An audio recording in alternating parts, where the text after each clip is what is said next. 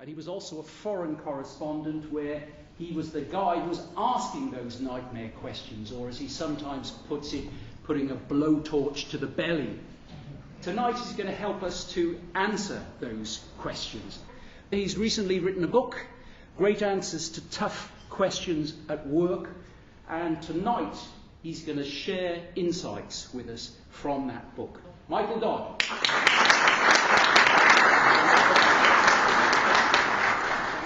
You've probably noticed the higher you've climbed, the more really tough questions go to people at the top. Probably you. I've done quite a bit of work for the British Army, and apparently they have this term that we need volunteers to dig latrines in the Afghan desert, you and you. And under that, Richard, legally I think we're going to call you a volunteer. So Richard, you're a lawyer. Lawyers are known for being very money-grabbing, money-hungry. How much pro bono work, free work, do you actually do? Well, for charity or pro bono, the clients who don't pay me is generally pro bono, which isn't always how it intends to start out. So I think the question is, how much free legal work do you do for great causes? Not that much. Okay, cut! Yeah. Well, let's talk about 10, because Extend hasn't lost any members yet. Yeah? Why is it that some people actually leave your network? Demographic issue. What, they die? No. Peter, why is it that you're causing members to leave? I don't think I am causing members to leave. It's a natural process. People will join. It's a natural process to leave your network. And they'll come to a time in their life where they're retiring, getting on with the next stage of their life, and that's when they come to leave. What's the next stage of life after that? We're such a good network that, you know, they've joined, they don't come, they just pay their fees, which as a treasurer is really great. They don't cost us anything. So the meetings aren't always worth coming to? No. There's, right. Meetings are really worthwhile. Really? Thank you very much. Very well done, Peter. And I will give you a few little tips, and maybe when we do it again they will score even better than they did before. What's your message? And this is what's really important. So the idea is you've got in your mind, because this is partly about mindset, I'm going to in this conversation answer any questions but get across a really powerful message, which is the network is growing and we're attracting new people. Because it's quite easy to be put on the back foot and to repeat the negative. If you were to ask me as a speaker, am I hopeless, useless, and a waste of executives' time?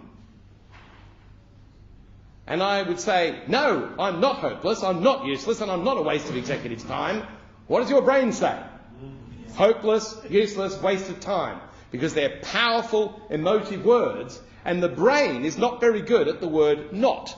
And perhaps for our lawyer, perhaps we need the story about, yes, we helped this, little children's hospital when they were dying or something, and our work achieved this or something, yeah? People like stories. You might think it's all about facts. Now, we do want facts, but what's really important is that we actually touch on people's emotions as well, which is why the story element is so important. It's my job to ask you the wrong questions. Yeah? And that certainly, as a journalist, that was my job. I was trained by the Australian Broadcasting Corporation and did work for organisations like the BBC. So, what do you do when you're asked the wrong questions? Well, ideally, anticipate them in advance. And so you're going into that conversation, that interview, that meeting with the board, and you've thought about what you're going to say in advance. The first golden formula, which is in the book, and the simple formula is as simple as, concentrate, A, B, C, D, E. It's as simple as that. C is content. That is the content of your message that you want to get across. What is the worst thing they can ask? And then ask yourself, what is the best thing I can say?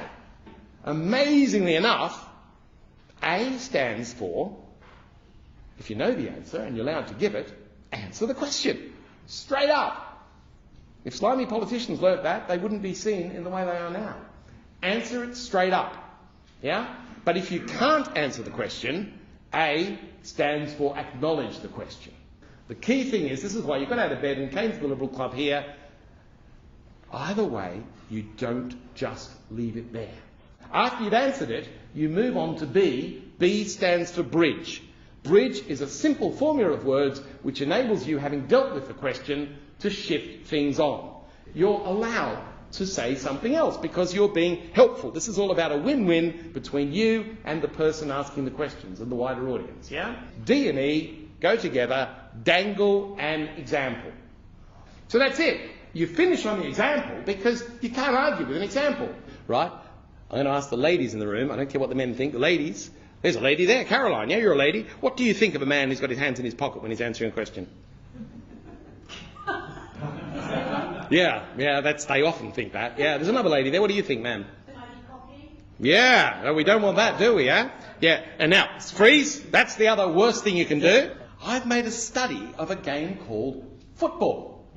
And when one team has got something called a free kick near the goalposts, the defending team all come here and stand together exactly like this. Yeah?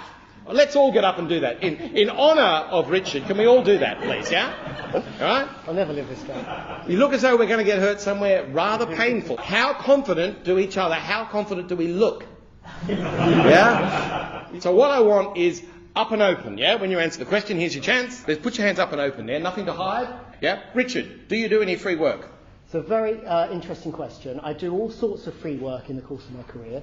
For example? I'm a volunteer on various charity committees, and I try and raise money for the community at large. Such as? So I'm on the charity of the Royal National Orthopaedic Hospital, raising funds to create the redevelopment of the hospital and make it a world-class institution. Richard, I love you. That's wonderful. That's great. That's good. Round of applause for Richard. Well done.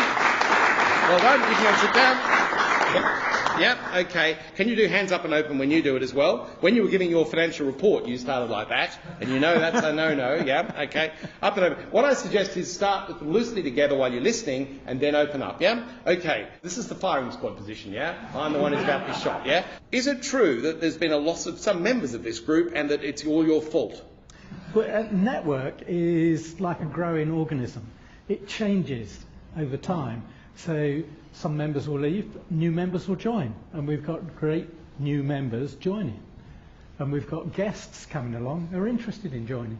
So it's keeping the network vibrant, having changed. Yep. There's one new member who I know has been involved in an excellent initiative we have where we're working with an interim provider so that we can enhance the ability to sell our interim skills within the network and take on some of the large consulting houses. And I think this is going to be a great story as we go into the next year, as we develop this relationship with the interim provider. Fantastic. I love you too. Well done. Well done. Well done. Yeah.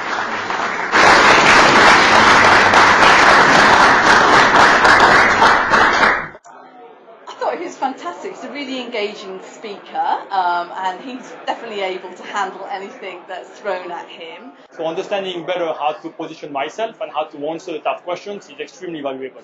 Very interesting speaker. I tend to find it's casual racism.